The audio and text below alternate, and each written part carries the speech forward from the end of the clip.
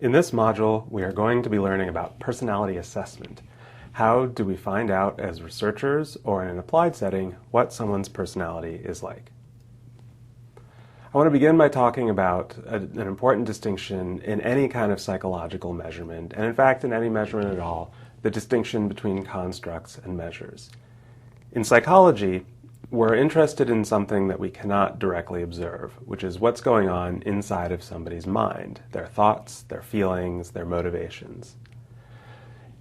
We can't directly observe someone's thoughts and feelings, but what we can do is develop theories, measurement theories, about how their thoughts and feelings will be manifested in observable behavior. And the same is true of personality. If I want to know whether someone is outgoing or shy, the way I can find out is by determining what are the observable behaviors I would look for in what situations to find out what they're like. And observable behaviors can be almost anything, ranging from how somebody answers a question like, are you outgoing or shy? Or things that we might measure more indirectly in a realistic situation, like observing how many people someone talks to at a party. As a starting point, oftentimes we begin with a single observable behavior or a single kind of observable behavior in order to infer somebody's personality. But with any psychological characteristic, and especially personality, because personality is something that's supposed to be stable over time and across situations, we can do even better if we're able to determine several different kinds of behaviors that we should be seeing if someone has a particular personality. So if I want to know whether someone is outgoing, I might ask them, I might ask a close friend, and I might observe them in a social situation. And if all three of those things give me the same answer, then I can be more confident that I know something about what that person's personality is like. Now, what makes a good measure of personality or of anything is that it has two important characteristics. The first of these is reliability. And the idea behind reliability is that if you repeated the measurement procedure under similar circumstances, would you get similar results? If you have a bathroom scale at home, you might be familiar with the idea of reliability. My scale, at least, when I'm at home, if I step on it and off it and back on it again, sometimes I get a different number. It's not a terribly reliable scale. A very reliable scale would give me the same answer every time, assuming that my weight hadn't changed in between. Now, reliability is important. We want our measures to give us consistent results, but it's not enough because a measure could be consistently wrong. So we also care about validity. Validity has to do with whether the numbers that we get from a measurement procedure actually correspond to the thing that we think that they do. So if I was using my bathroom scale to try to measure my height, for example, that would not be a valid measurement. In personality psychology, we use a number of different methods to measure personality.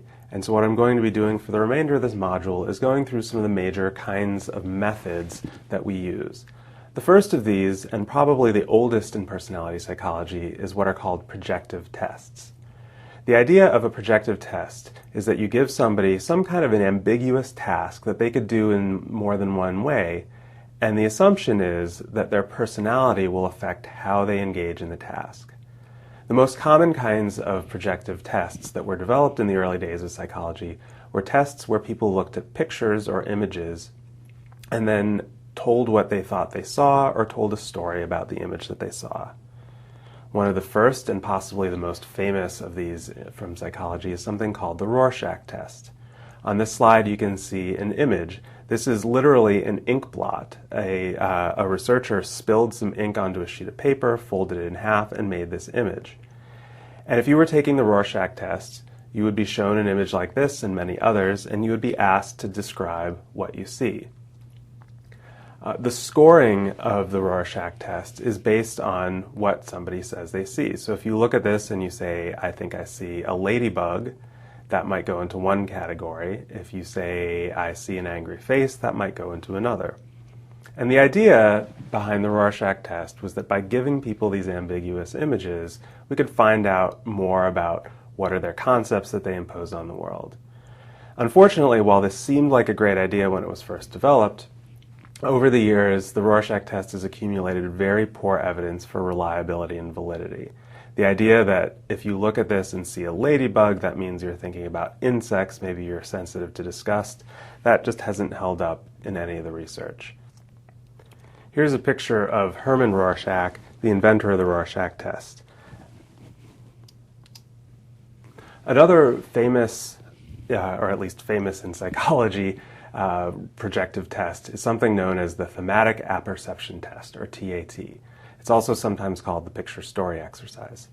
Here, instead of just saying what you saw, if you were to take the TAT, you would be shown a series of images like this one, and you would be asked to tell an imaginary story. Tell a story about what you see here in this picture. The scoring of the TAT is typically based on the kind of imagery that is present in someone's story. An example of this would be intimacy imagery. So if someone is talking about the relationship between these two women, maybe they're saying that it's a young woman on the left and her mother on the right, and they're talking about something she's going to do later, and they're enjoying themselves having a conversation. Well, that might be taken as indicative of someone who is motivated for intimacy. Whereas if someone else were to say, the young woman on the left is not listening to the woman on the right who's trying to control her, that might be a story about power. Research has shown that the TAT is a little bit better than the Rorschach. It's somewhat effective in finding statistical trends for research purposes. We can find out a little bit about somebody's motivations based on the TAT. However, it's not precise enough to be particularly useful for individual diagnosis, and so it's not considered a very good way in a clinical setting, for example, to find out about how someone is doing. Okay, so if the projective tests are one of the oldest and probably one of the most indirect ways of getting at personality, another old method and probably the most direct way of getting at personality, at least direct in terms of the experience of the person taking the test, is a method called self-report. And here the idea is that we simply ask people questions based on the assumption that they know themselves well and can tell us what they're like. So here are some sample items from a widely used questionnaire called the Big Five Inventory. You would be presented with a series of about 50 of these items, and a rating scale where you would rate whether you disagree or agree with the statements that you see. And then you get items like, I see myself as someone who is talkative, I see myself as someone who tends to find fault with others, or I see myself as someone who does a thorough job. And based on your responses to these questions, you would get a score telling you where you fall on a continuum from low to high on each of the Big Five traits. Self-reports are a very valuable tool, but they have some important considerations when psychologists are deciding whether to use them. One of the most important questions we need to ask ourselves when deciding how to assess personality is whether people will know the answer and are they willing to report it. So you can imagine, for example, that if I were asking you how many siblings you have, this is something that you know very well. Most people know how many siblings they have, or at least they think they know. And most people feel fairly comfortable reporting it. On the other hand, if I asked you how many times have you scratched your nose in the last 24 hours, you might be able to give me an answer, you might think you know, but chances are you don't really notice every time you scratch your nose, you don't keep track, and you wouldn't be very good at reporting this. Another example, if I were to ask you how many times have you cheated on final exams, you might know the answer to this. You probably do know the answer to this. But if the answer is anything other than 0, you may not be willing to report it. And so self-reports do have some important limitations. A related method, something related to self-report, is what are called informant reports. The idea with an informant report is we would have the same questions, but we would ask them of a friend or a family member about you. So if you were in a study or an assessment using informant reports, we might say, give us the names of 3 people who know you well, and then we would contact them, and we would ask them, is your friend outgoing, is your friend talkative, and so forth. The benefit of informant reports is that they're free from some of the biases that self-reports can have. Informants often don't have any qualms about telling us what they really think about somebody. On the other hand, informants may not know certain things about you. Informants are likely to know things that are present in your observable behavior, but they may not always know when you're in a bad mood or when you're feeling anxious, and they may not be as good at reporting that.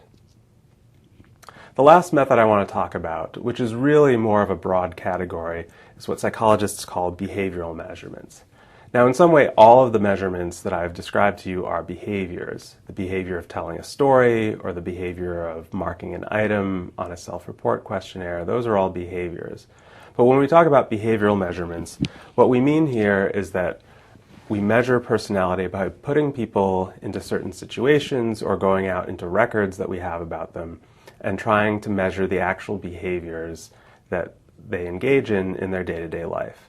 There's a wide variety of methods used for behavioral measurement, and I'll give you just a few examples. On the left in this image, you see a woman wearing a lavalier microphone, that little black line going up to her shirt collar. She's wearing a device known as the EAR, which is EAR, stands for Electronically Activated Recorder. The EAR is a device used by a lot of personality psychologists where subjects in studies will wear a device around through their daily life, and the device will periodically capture snippets of sound, ambient sound in the person's environment, including the person's own voice if they're talking and the voices of other people. When people wear this after a few hours, they kind of forget that it's there, and this is a great way to find out what someone's behavior is like in their day-to-day life for any kind of behavior that makes sound. Another method that's used more and more in personality psychology is asking people for access to their social media accounts. The idea here is that a big part of how you express your personality is how you interact with friends online, for example, through services like Facebook or Twitter. And so we can learn more about your personality through these digital records that are recorded of your interactions online. At the bottom is an example of another assessment method. This is sometimes used in the laboratory, known as the Trier Social Stress Task. This is a task that was designed specifically for research on stress, and the idea here is that you would come into the laboratory and you would have to give a short speech in front of a panel of judges who would evaluate your performance. And this is a task designed to see how well people stand up to pressure. As I mentioned at the beginning, personality assessment works well when we have single methods, but it works best when we have multiple methods. And so among the best personality psychology studies are ones that use a combination of these self-reports, informant reports, and behavioral measurements in order to try to infer what somebody is really like.